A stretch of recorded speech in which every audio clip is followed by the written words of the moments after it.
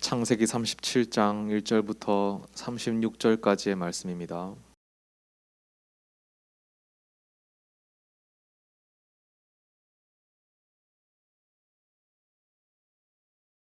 하나님의 말씀을 한 절씩 교독하시겠습니다. 야곱이 가나안 땅 곧 그 아비의 우거하던 땅에 거하였으니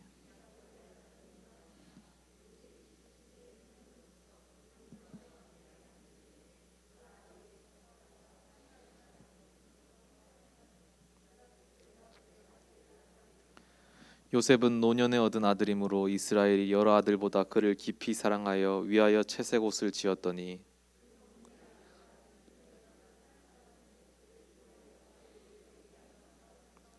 요셉이 꿈을 꾸고 자기 형들에게 고하매 그들이 그를 더욱 미워하였더라.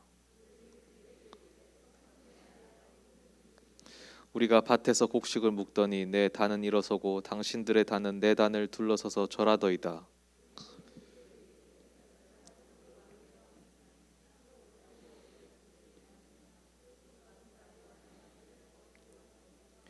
요셉이 다시 꿈을 꾸고 그 형들에게 고하여 가로되 내가 또 꿈을 꾼즉 해와 달과 열한 별이 내게 절하더이다 하니라.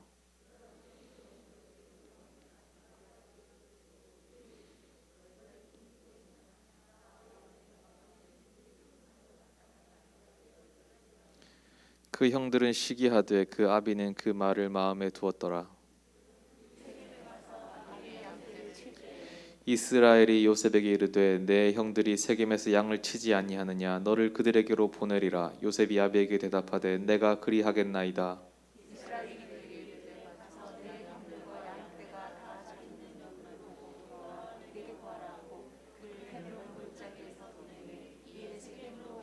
어떤 사람이 그를 만난즉 그가 들에서 방황하는지라. 그 사람이 그에게 물어 가로되 내가 무엇을 찾느냐.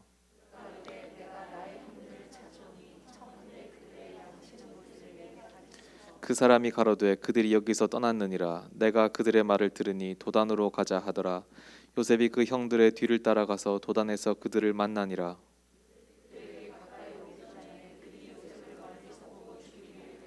서로 이르되 꿈꾸는 자가 오는도다.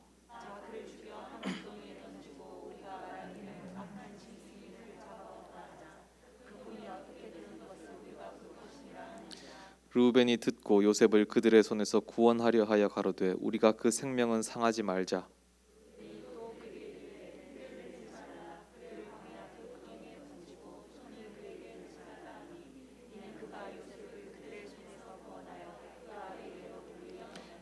요셉이 형들에게 이르매 그 형들이 요셉의 옷 곧 그 입은 채색 옷을 벗기고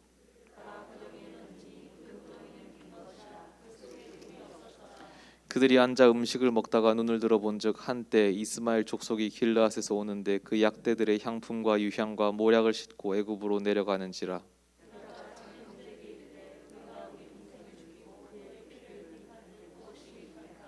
자 그를 이스마엘 사람에게 팔고 우리 손을 그에게 대지 말자. 그는 우리의 동생이요 우리의 고륙이니라 하며 형제들이 청종하였더라.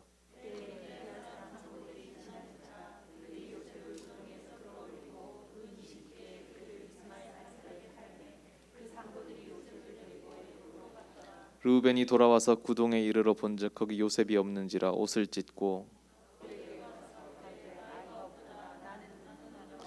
그들이 요셉의 옷을 취하고 수염소를 죽여 그 옷을 피해 적시고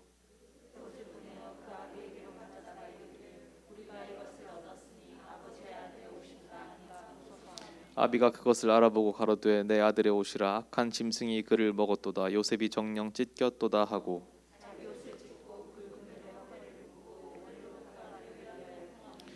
그 모든 자녀가 위로하되 그가 그 위로를 받지 아니하여 가로되 내가 슬퍼하며 음부에 내려 아들에게로 가리라 하고 그 아비가 그를 위하여 울었더라. 미디안 사람이 애굽에서 바로의 신하 시위대장 보디발에게 요셉을 팔았더라. 아멘.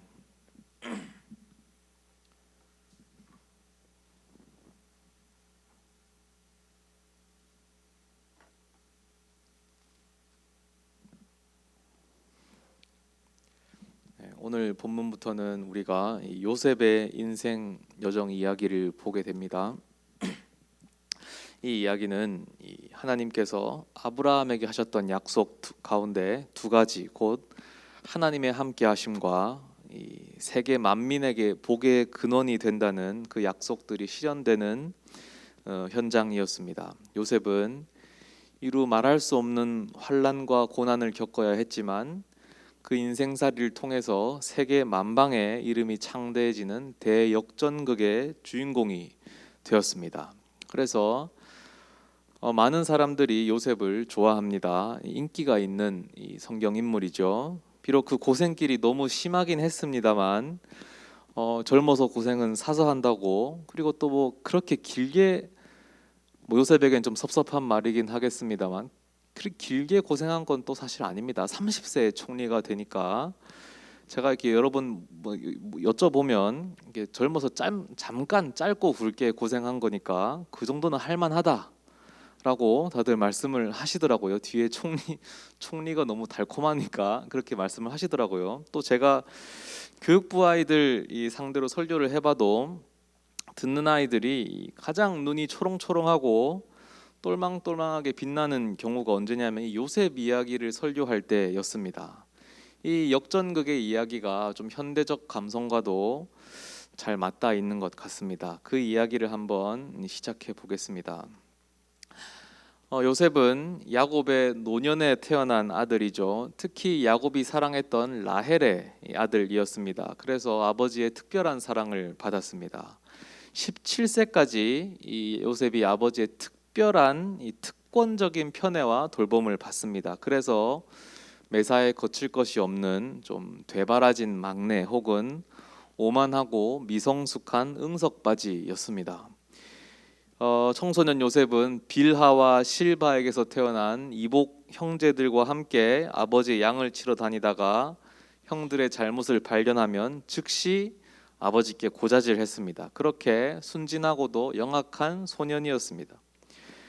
요셉은 아버지의 편애와 과잉 보호 속에서 형들을 주관하는 꿈을 자주 꿨습니다. 그런데 그 꿈을 꾸는데 그치지 않고 형들 앞에서 그 꿈 이야기를 늘어놓기까지 했습니다. 그 꿈들은 한결같이 정치적인 야망과 관련된 꿈이었죠. 첫 꿈은 자신의 곡식단에게 형들의 곡식단이 절하는 꿈이었습니다.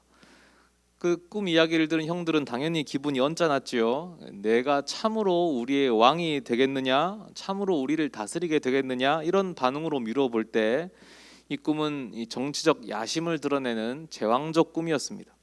두 번째 꿈은 해와 달과 11별이 자신에게 절하는 꿈이었습니다. 요셉은 자신의 아버지에게도 이 꿈을 들려줍니다. 이 꿈을 꾸는 행위는 자연적인 행위인데, 하지만 이것을 공연히 말하고 다니는 것은 권력 의지와 과시입니다. 이 꿈에 대한 반응은 형들과 아버지가 달랐습니다. 야곱도 요셉의 경솔한 행동을 질책했습니다. 그러면서도 그 의미를 마음 깊은 곳에 담아둡니다. 그러나 이런 당돌한 행동으로 형들의 자존감을 무너뜨리는 것이 형들의 중오심을 심화시키고 있었습니다. 그런 어느 날에 아버지의 심부름으로 요셉은 형들이 양떼를 잘 돌보고 있는지 알아보기 위해서 세겜으로 여행을 갑니다. 처음에는 형들을 찾지 못하고 들판을 방황하다가 도단에 가서 형들을 만나죠.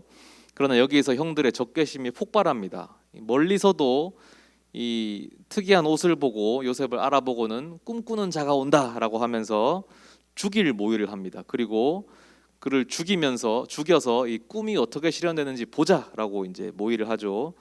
여기서 르우벤과 유다가 죽이는 것을 만류합니다. 형들은 그래서 요셉의 옷을 벗기고 구덩이에 요셉을 집어 던지고, 이제 여기서 르우벤이 이제 온건 노선을 취하는데 요셉을 혼만 내고 아버지에게 돌려보내자고 설득하는데 이 리더십에 좀 실패를 하죠.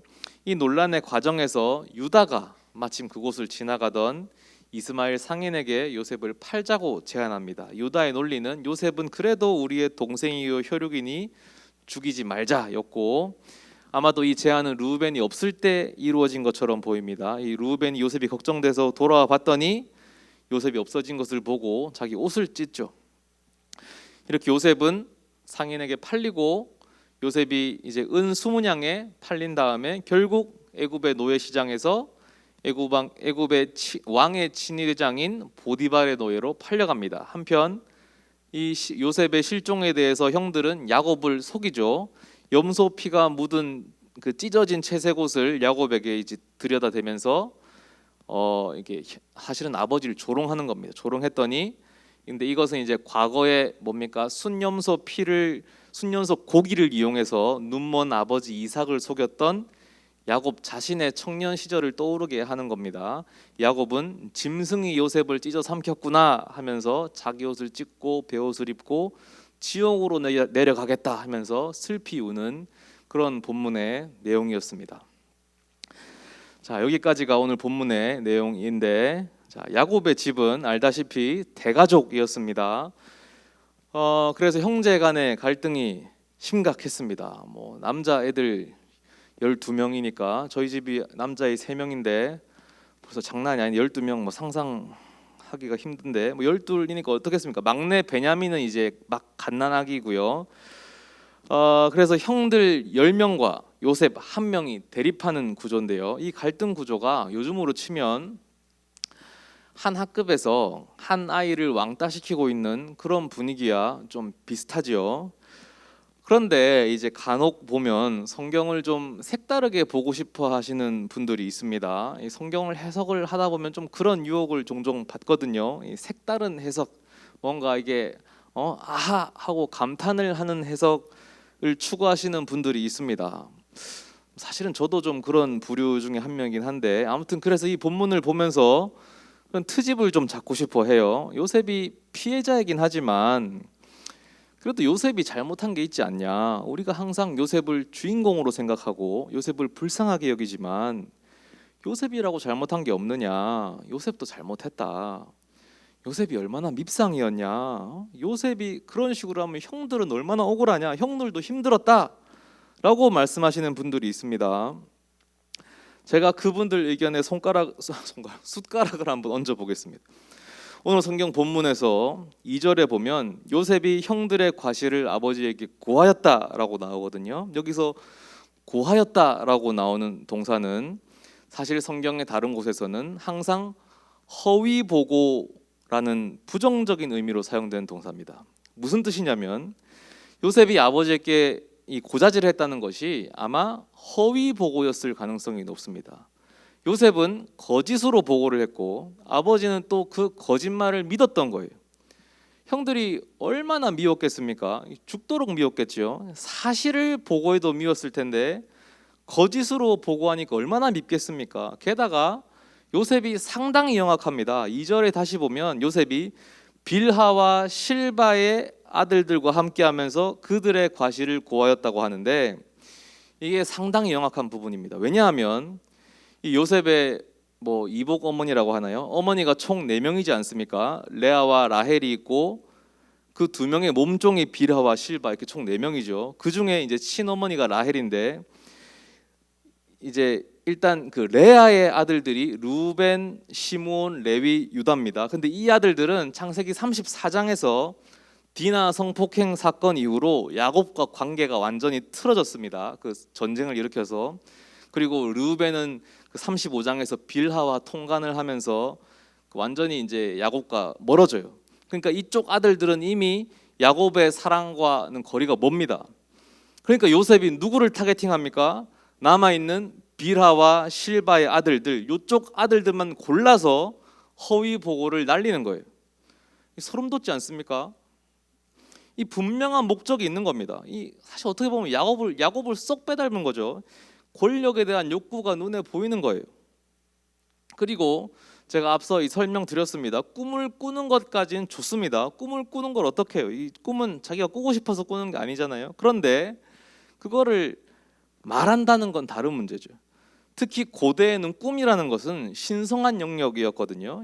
이게 단순히 그냥 꿈이다라고 넘어가는 게 아니고 특별한 계시의 영역이었습니다. 그런데 그것을 굳이 형들을 다 불러 모아서 발표회를 한다는 것은 그것은 자기 과시인 겁니다. 그런데 그 다음 날 꿈을 또 꾸죠. 근데 보통 사람 같으면 어떻게 하겠습니까? 그 전날 그렇게 욕을 먹었으면 가만히 입을 닫고 있을 텐데 또 불러 모아서 재방송을 합니다. 요셉도 이게 보통 내기가 아닌 거예요. 보통 독한 애가 아닌 겁니다. 자기 과시와 권력에 대한 욕구가 꿈틀대고 있고 그걸 감추지 못하는 거예요. 그러니까 미움받을 만 했죠. 그러나 아무리 그랬다고 하더라도 이것을 그렇게 접근해서는 안 됩니다. 요셉이 뭐 잘못했다, 벌 받을 만 했다라고 말해서는 안 됩니다. 만약에 오늘 본문이 11절에서 끝났다고 친다면 그렇게 생각할 수도 있습니다. 그냥 형들이 요셉을 시기했다, 그 정도 선에서는 이해할 수 있는데, 근데 그 뒤에 어떤 내용이 펼쳐졌습니까? 그 뒤의 내용은 뭐 왕따 정도가 아니고 시기한 정도가 아니고 범죄가 일어났죠. 인신매매, 사람을 팔았어요. 요셉은 범죄의 피해자입니다. 근데 그 피해자에게 야, 너한테도 잘못이 있어, 너의 행실이 평소에 미움받을 만했어, 이런 말을 해서는 안 되잖아요. 그건 마치 뭐 성범죄 피해자에게 너가 왜 그런 짧은 치마를 입었어, 너가 왜 밤늦게 돌아다녔어, 이런 식으로 잘못을 덮어씌우는 것과 같지 않습니까? 심지어 요셉이 겨우 17살인데, 우리 나이로 고등학교 1학년밖에 안 되는데 충분히 그럴 수 있는 나이지 않습니까? 만약에 이 본문을 조금 색다른 눈으로 보고 싶다면, 그래서 이 형들의 아픔과 그 서러움을 이해해주고 공감해주고 싶다면, 저는 오히려 어른들의 잘못을 지적하고 싶습니다. 이것은 어른들이 잘못한 거예요. 아이들은 어른들의 죄를 대물림하는 피해자들입니다. 요셉과 그 형제들은 누구의 잘못으로 이 죄의 수렁에 빠져 있습니까? 그 부모, 아버지 야곱이죠. 야곱의 잘못으로 죄의 수렁에 빠져 있는 겁니다. 첫 번째로 야곱의 편애가 이 모든 일의 원흉입니다. 아버지라는 자리는 성스러운 자리, 거룩한 자리입니다. 이 땅에서 자식들에게 아버지의 사랑을 대신해서 경험시켜주는 막중한 사명을 가진 자리입니다. 자식들은 아버지의 모습을 통해서 하나님을 배워요. 하나님의 모습을 간접적으로 알게 되죠. 그런 아버지가 자식들을 골고루 공평하게 사랑해야 되는데 야곱은 지독하게 편애를 합니다. 4절에 직설적으로 언급되어 있습니다. 그 형들이 아비가 형제들보다 요셉을 사랑함을 보고 그를 미워하여 그에게 언사가 불평하였더라. 그리고 그 편애를 상징한 아이템이 있는데 바로 채색옷입니다.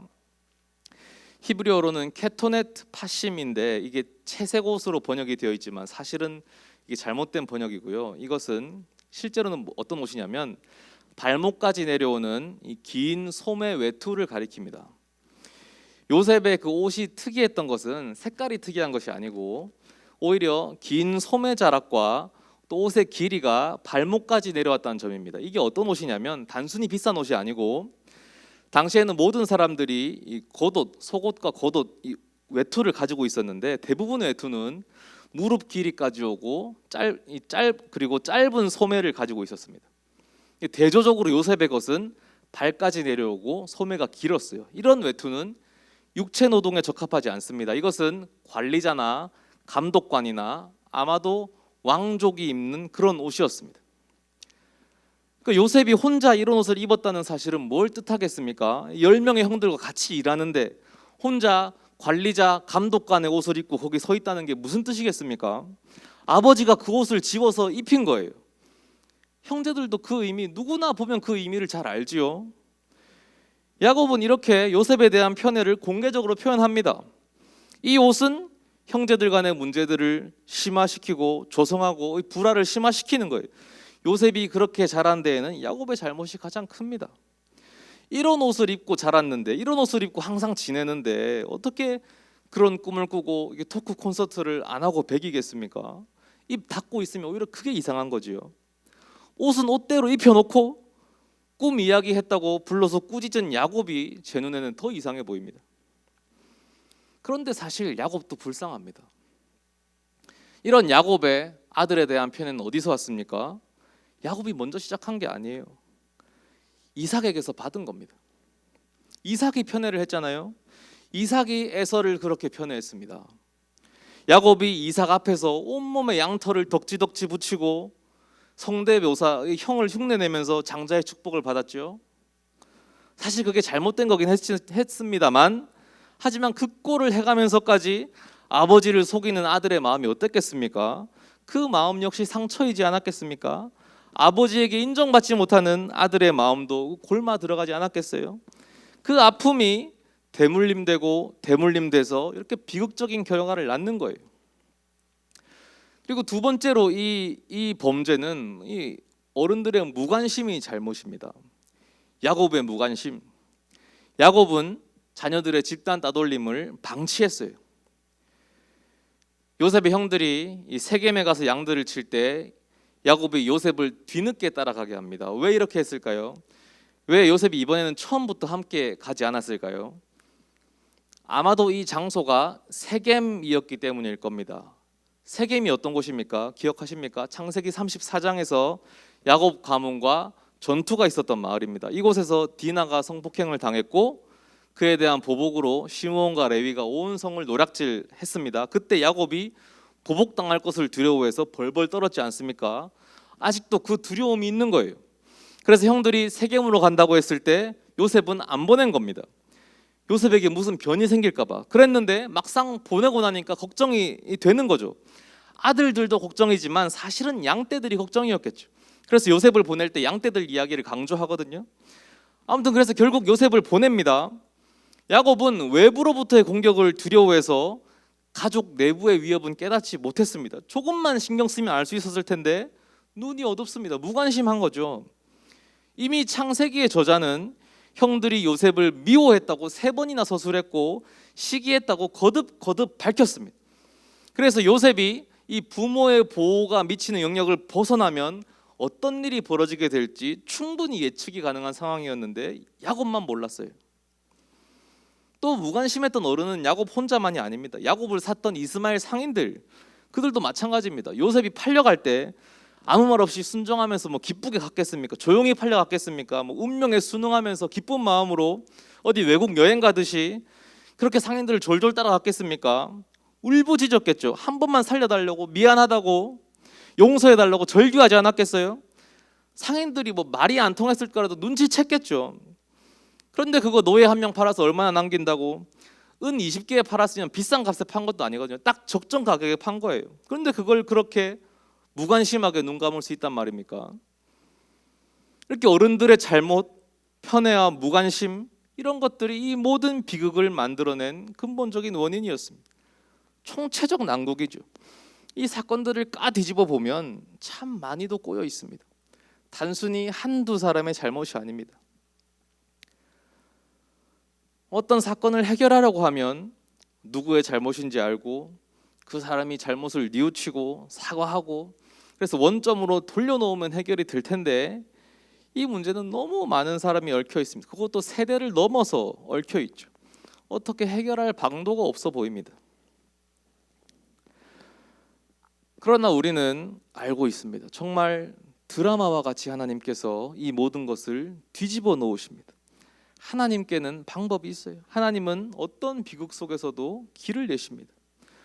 오늘 본문에서 하나님이나 여호와의 이름은 전혀 나오지 않습니다. 그러나 하나님께서 강하게 일하시는 부분이 2번 나오는데 첫 번째는 바로 요셉에게 2번 연속 보여주신 꿈입니다.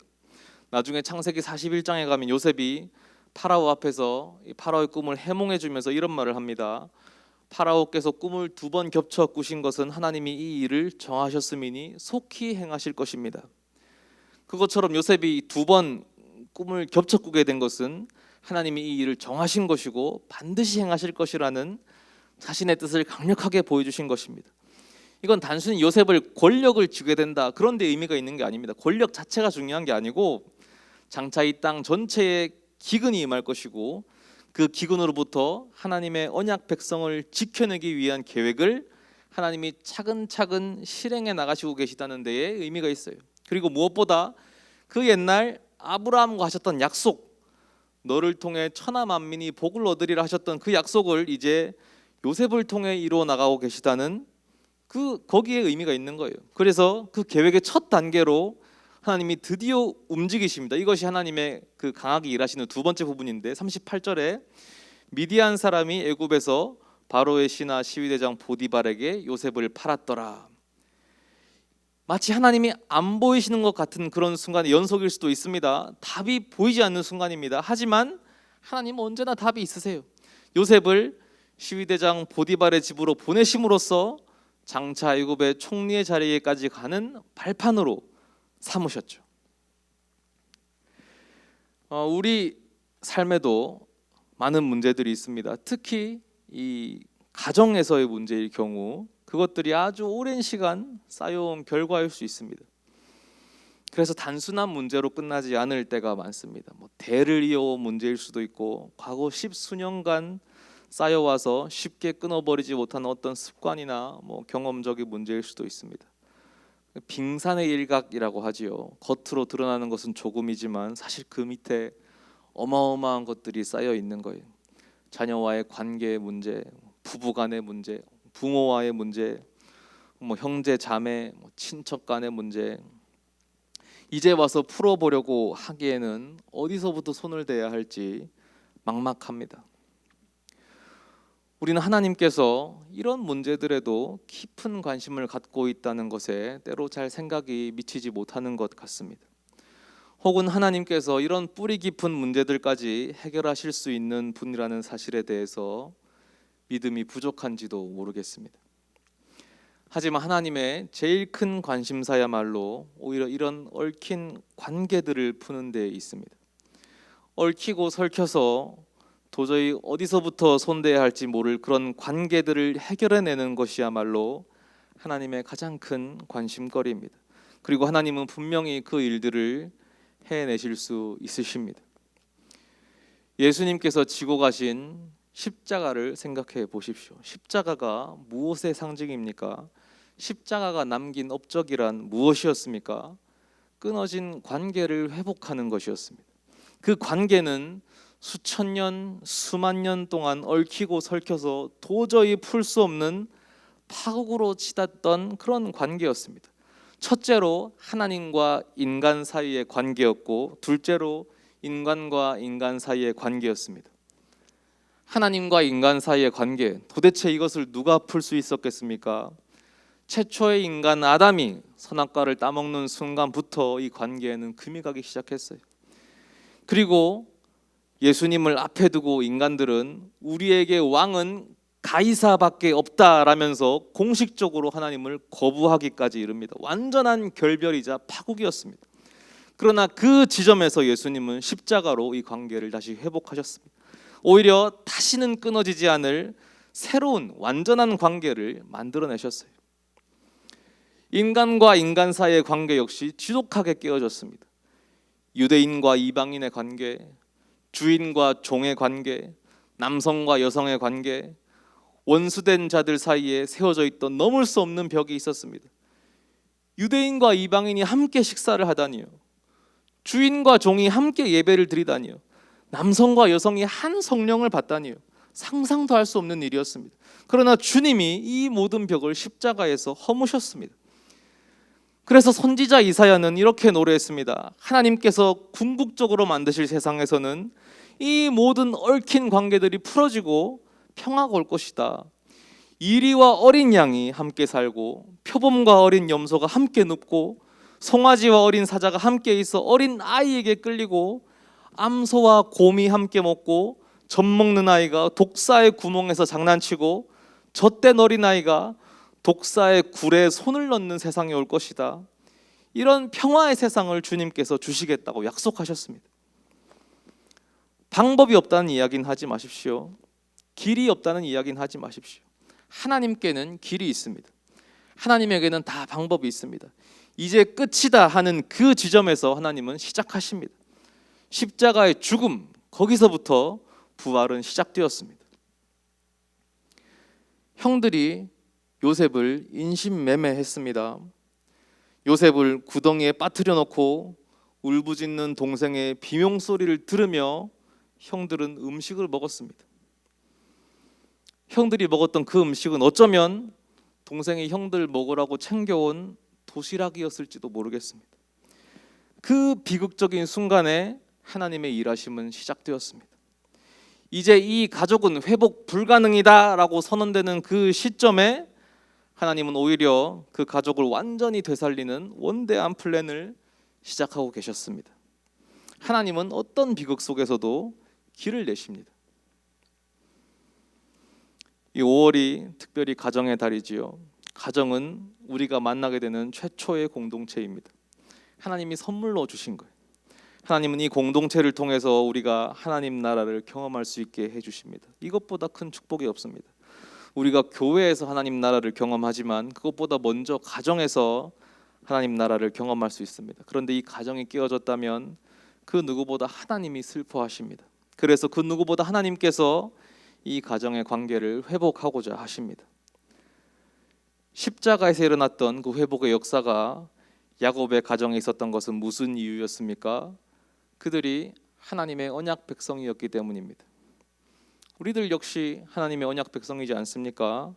그러면 하나님께서는 우리들의 가정 안에서도 동일하게 일하십니다. 하나님께서 일하실 것을 믿고 기대하십시오. 내 눈에 보이지 않는다고 하나님이 일하시지 않는 것이 아닙니다. 지금도 일하고 계십니다.